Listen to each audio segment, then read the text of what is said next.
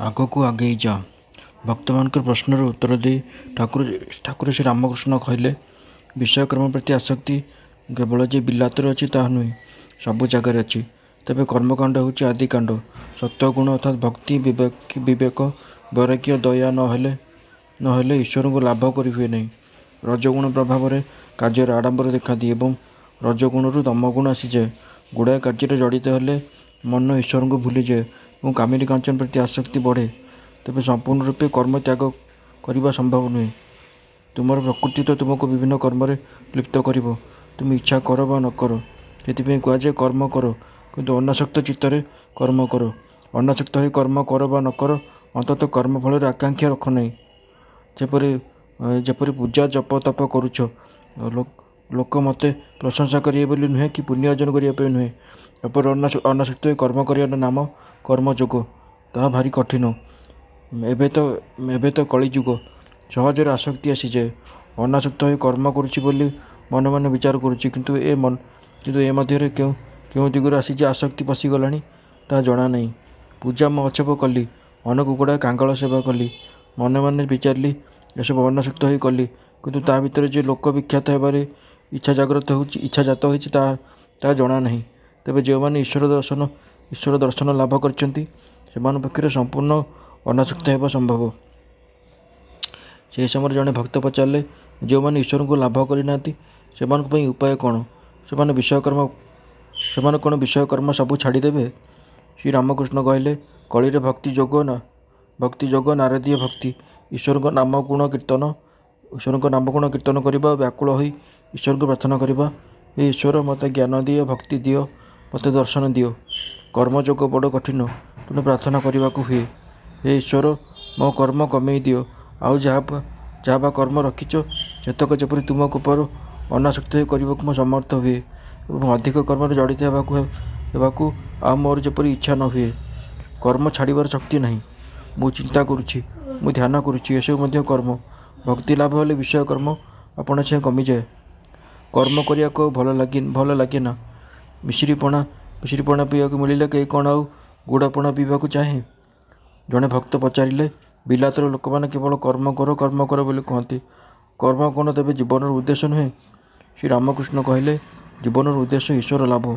କର୍ମ ତ ଆଦିକାଣ୍ଡ, ତାହା କେବେ ଜୀବନର ଉଦ୍ଦେଶ୍ୟ ହୋଇପାରେ ନା।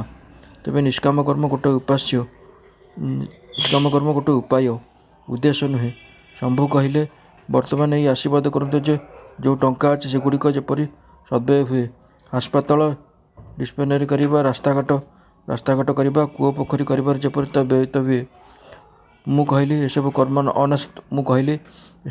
ଅନାସକ୍ତ ହୋଇ କରିପାରିଲେ ଭଲ, କିନ୍ତୁ ତାହା କରିବା ବଡ଼ କଠିନ। ଆଉ ଯାହା ହେଉ, ଏଟା ଯେପରି ମନେ ଥାଏ ଯେ ତୁମ ମାନବ ଜୀବନ ଉଦ୍ଦେଶ୍ୟ ଈଶ୍ୱର ଲାଭ, ହାସ୍ପାତାଳ ଡିସ୍ପେନାରୀ କରିବା ନୁହେଁ। ମନେକର ଈଶ୍ୱର ତୁମ ସମ୍ମୁଖରେ ଆସି ଦେଖାଦେଲେ ଏବଂ କହିଲେ ତୁମେ ବର ମାଗ। ସେତେବେଳେ ତୁମେ କ'ଣ କହିବ ଯେ ମୋ ପାଇଁ ଗୁଡ଼ାଏ ହାସ୍ପାତାଳ ଡିସ୍ପେନାରୀ କରିଦିଅ? ନା କହିବ, ହେ ଭଗବାନ, ତୁମ ପାଦପଦ୍ମରେ ଯେପରି ଶ୍ରଦ୍ଧାଭକ୍ତି ହୁଏ, ଆଉ ଯେପରି ତୁମକୁ ମୁଁ ସର୍ବଦା ଦେଖିବାକୁ ପାଏ।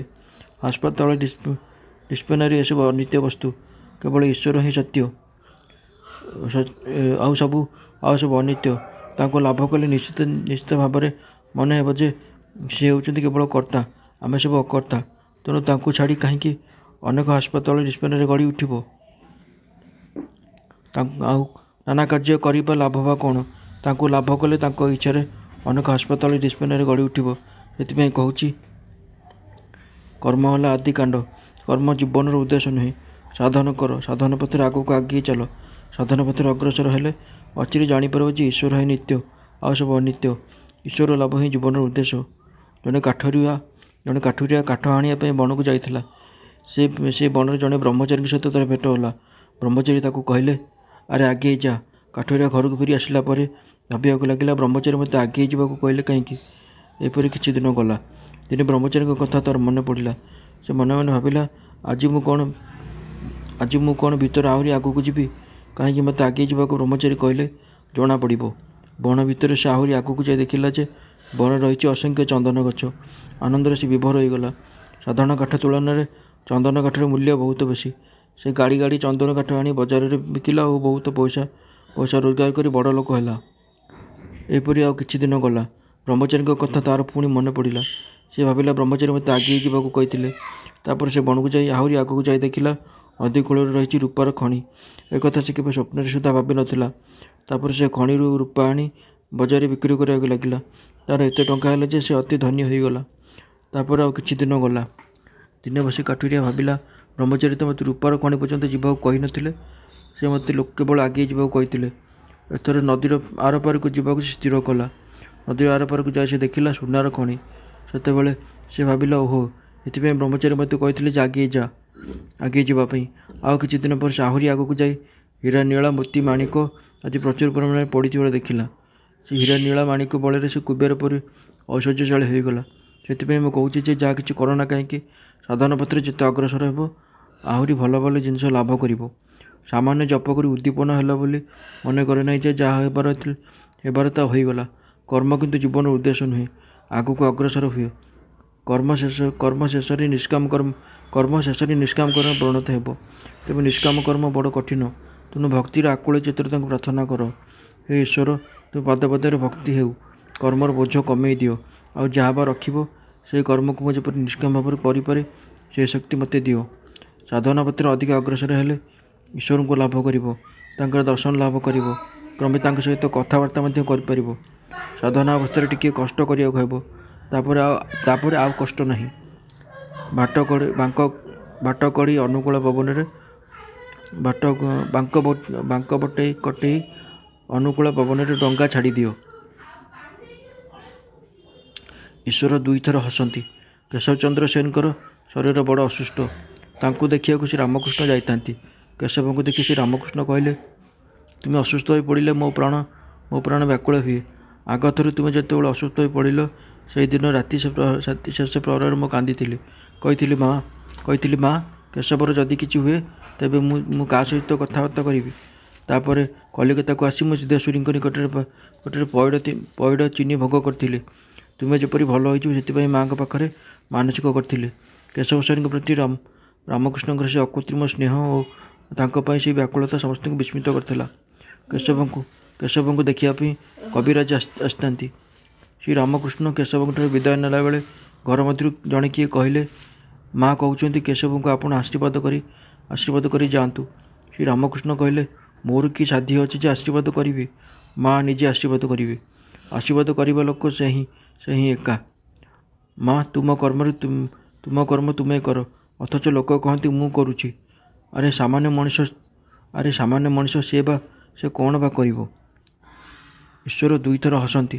ଥରେ ହସନ୍ତି ଯେତେବେଳେ ଦୁଇ ଭାଇ ଜମି ଭାଗ ମାପ କରି କହନ୍ତି, ଏ ପାଖଟା ମୋର ଆଉ ସେ ପାଖଟା ତୋର। ଈଶ୍ୱର ଏଥିପାଇଁ ହସନ୍ତି, ସମସ୍ତ ଜଗତଟା ମୋର, ଅଥଚ ସେଥିରୁ ଟିକିଏ ମାଟି ନେଇ ଏ କହୁଛି ଏ ପାଖଟା ମୋର ଆଉ ସେ ପାଖଟା ତୋର। ଈଶ୍ୱର ଦ୍ୱିତୀୟ ଥର ପାଇଁ ହସନ୍ତି ଯେତେବେଳେ ପୁଅର ଦେହ ଖରାପ, ଅବସ୍ଥା ତାର ଅତି ସଙ୍କଟାପନ୍ନ। ବାପା ମା କାନ୍ଦୁଛନ୍ତି।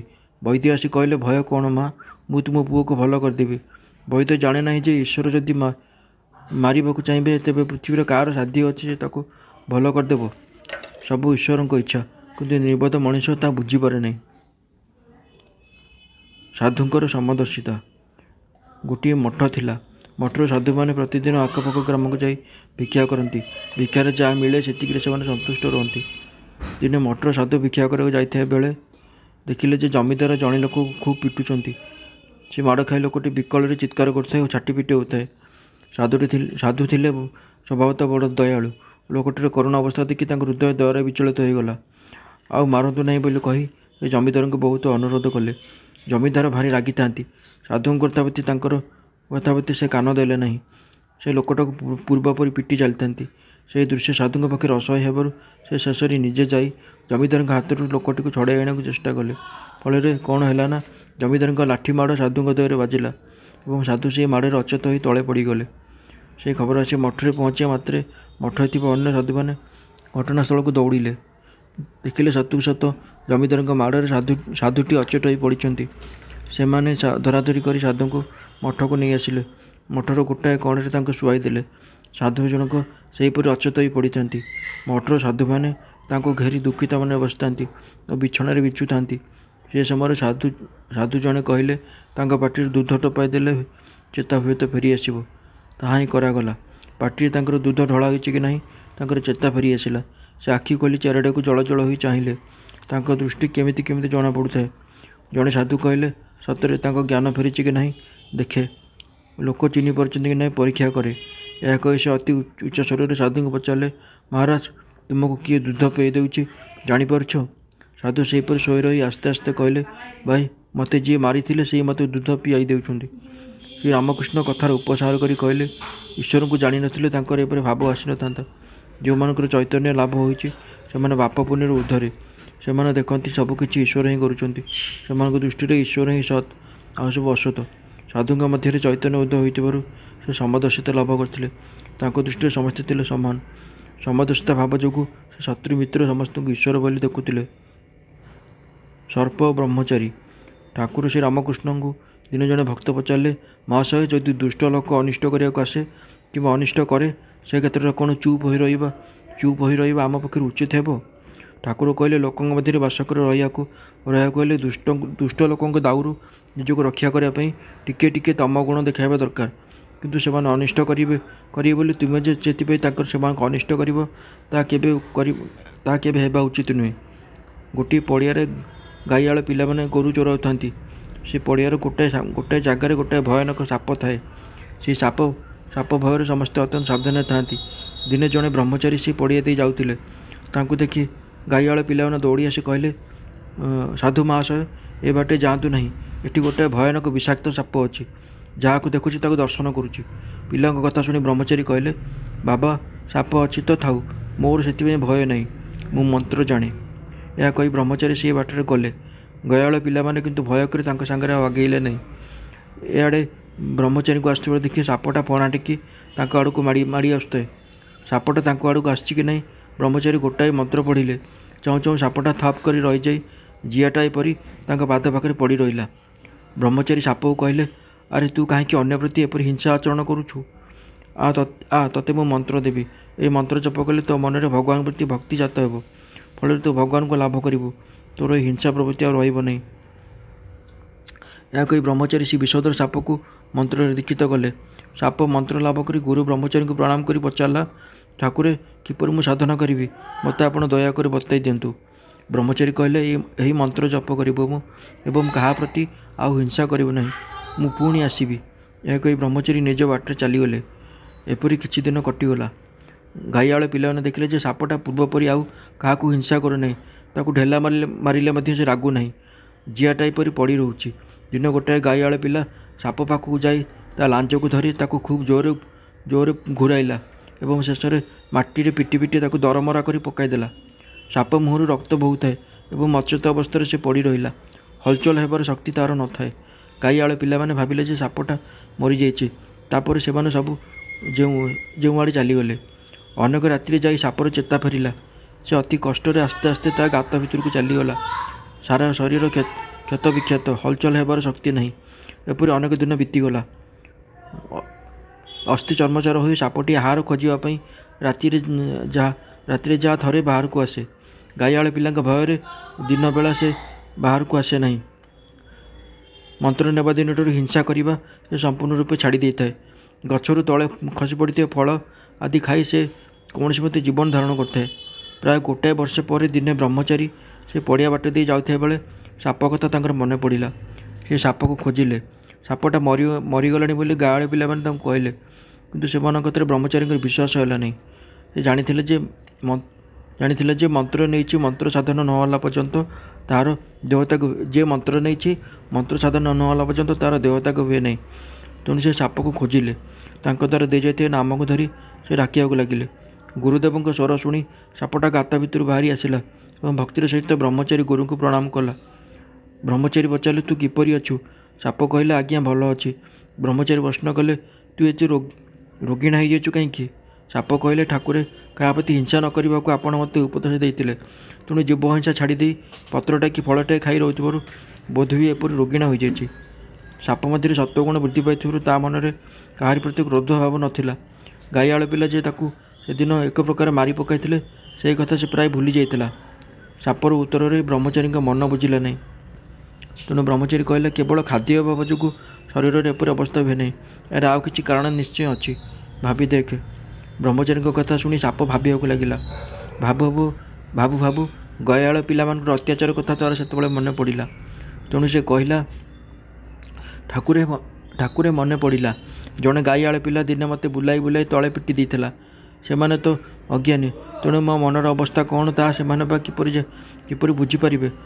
ମୁଁ ଯେ କାହାକୁ ଦର୍ଶନ କରିବି ନାହିଁ କି କୌଣସି ପ୍ରକାର ଅନିଷ୍ଟ କରିବି ନାହିଁ, ସେ କଥା ସେମାନେ ବା କିପରି ଜାଣିବେ? ବ୍ରହ୍ମଚାରୀ କହିଲେ, ଆରେ ତୁ ଏଡ଼େ ବୋକା, ନିଜକୁ କିପରି ଅନ୍ୟ ଦାଉରୁ ରକ୍ଷା କରିବାକୁ ହୁଏ ତୁ ଜାଣିନାହୁଁ? ଅନ୍ୟକୁ ଦର୍ଶନ କରିବାକୁ ସିନା ମୁଁ ମନା କରିଥିଲି, କିନ୍ତୁ ଫଁ ଫଁ ହେବାକୁ ତ ମୁଁ ମନା କରିନଥିଲି।